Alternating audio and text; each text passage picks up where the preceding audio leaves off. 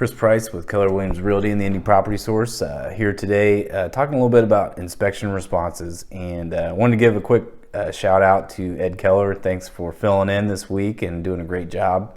What I'm going to talk about briefly tonight is when you have a home inspection, which we always recommend that a home buyer gets, is what do you do with that? How is that useful? So before you get into a contract, it's important to know what you can use a home inspection for. So generally what we do when we write into our contracts is that a home inspection is going to have a response to it. And that gives the buyer an opportunity, usually within the first 7 to 14 days after acceptance, to have a licensed home inspector come to the property, basically pick everything apart that's wrong with it, educate you as the homeowner on what the potential issues are, what kind of maintenance there might be. And then at that point, we get together as realtor and client and go over what do we want to address.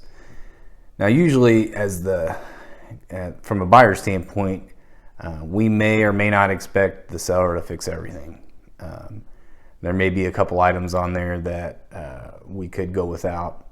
And then the seller, sometimes they know that, sometimes there's a balance. Certainly if it's a long inspection report, we want to prioritize what we want to have done and know what is a must-have for us.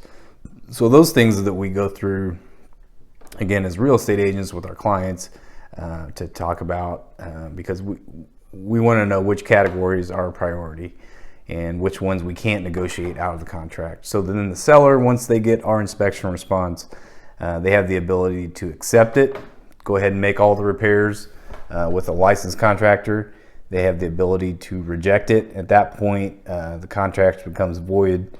So we always want to try to avoid that. We want to try to at least encourage a counter from the other agent.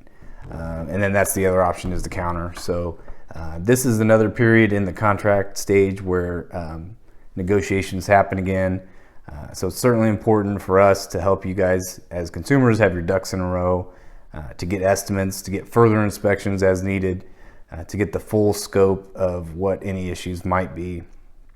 And then we use this as a tool. This is sometimes for buyers, this is a tool for you to get some repairs done that weren't going to be done from the initial standpoint. Maybe it's a way to get a credit towards the purchase price, or some kind of other negotiation chip, which could be a home warranty. So these are all types of tools that we use as real estate agents to help our clients when the home inspection comes back.